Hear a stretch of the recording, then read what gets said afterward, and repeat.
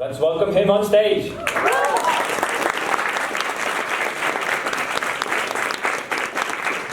Hello, everyone.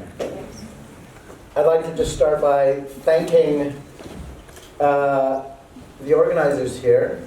I am having an amazing time here in Estonia. I was here last year, and I'm jazzed, let's say, about all the people I'm meeting and the vibrancy of the design community here. So I'm going to talk about design patterns, but a specific kind of design pattern, dark patterns. And my title is intentionally dramatic because I want to grab your attention. Dark patterns are not a new thing. Maybe just show of hands, who's heard of dark patterns? Quite a lot of you. Why is this guy up on the stage still talking about dark patterns? Because it's still a problem. It's a huge problem. And I'm going to give you some examples. In fact, the guy that coined the term dark patterns, Harry Brignall, who's a UK designer from Brighton, actually, he says it's getting way worse since he's been talking about it. He's writing a book about it, and he has a PhD in design. So, what are dark patterns?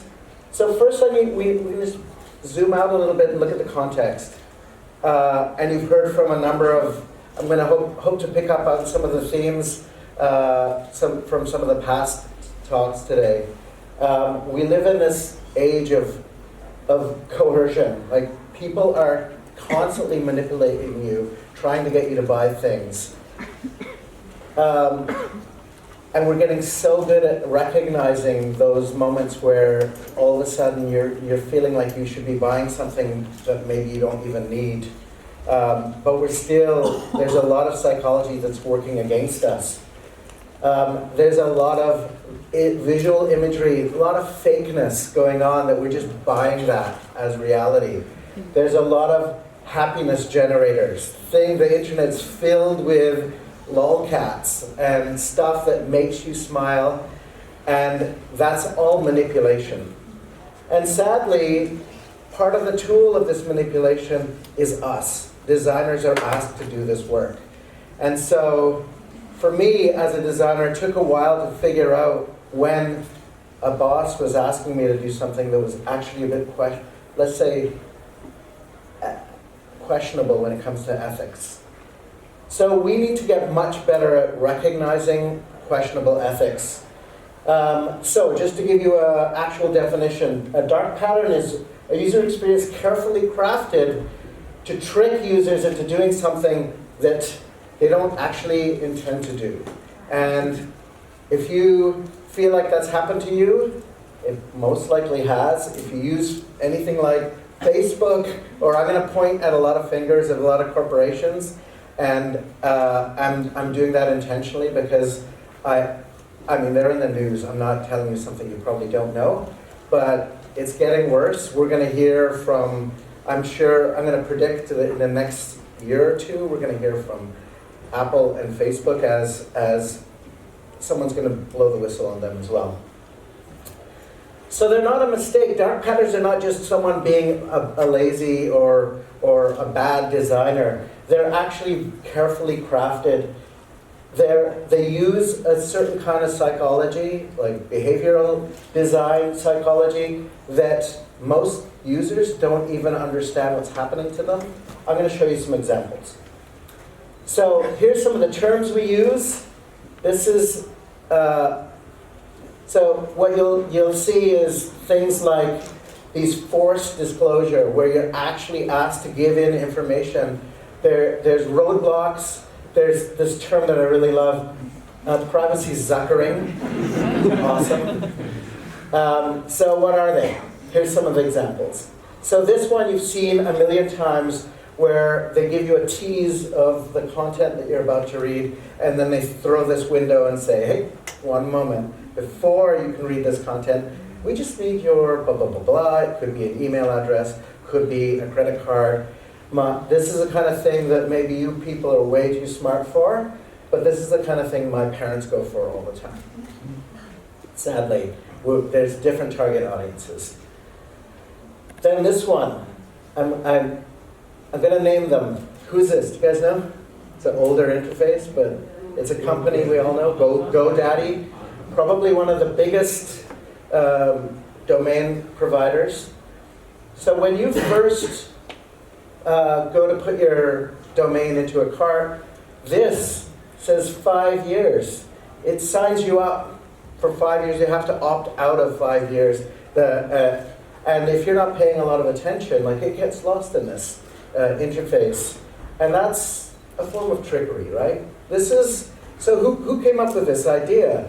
A designer actually did that. A designer may have not come up with the idea, but the designer was the one that implemented it. So I guess the reason I'm here talking to you about this, the way we can get to saving our world is by first not being part of the problem, but being part of the solution, right?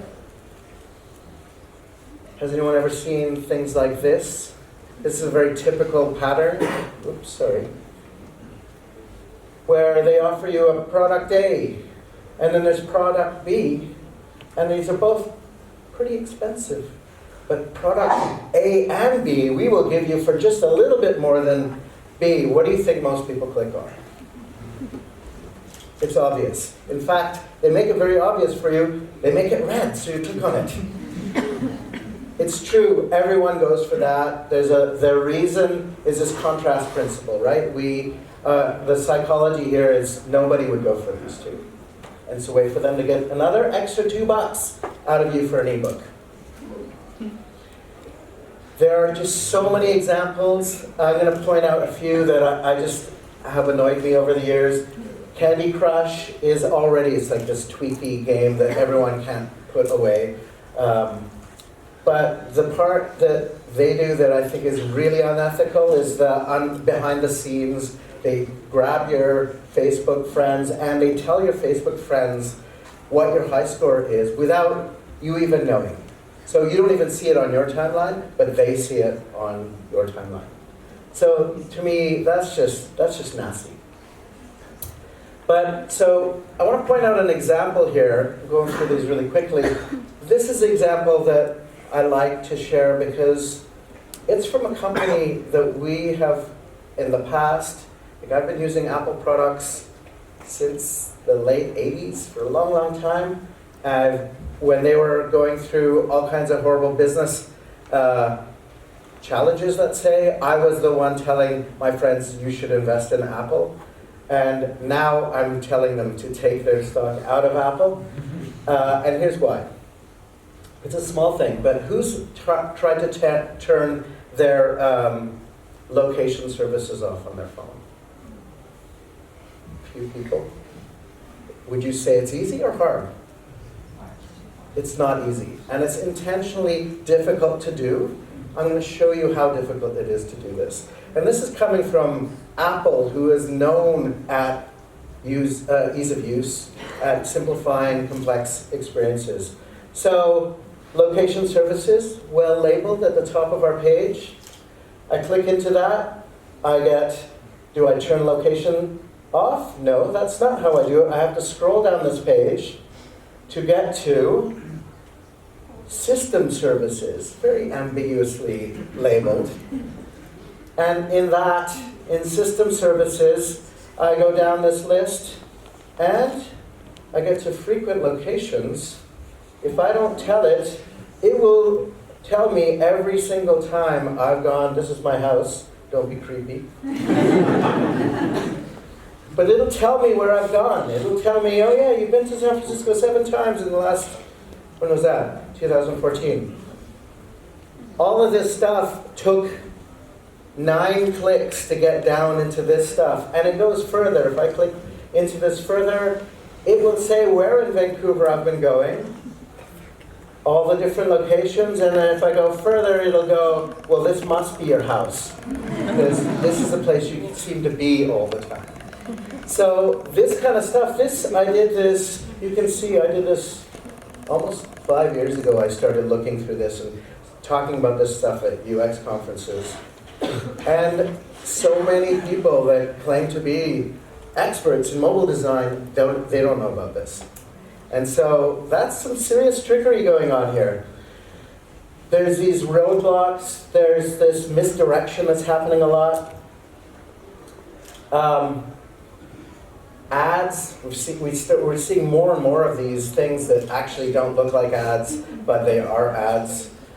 And again, it's the designers that are actually making these. So maybe our first step to saving or making our lives better, let's not save the world, let's just make our lives a little bit better by not designing these things.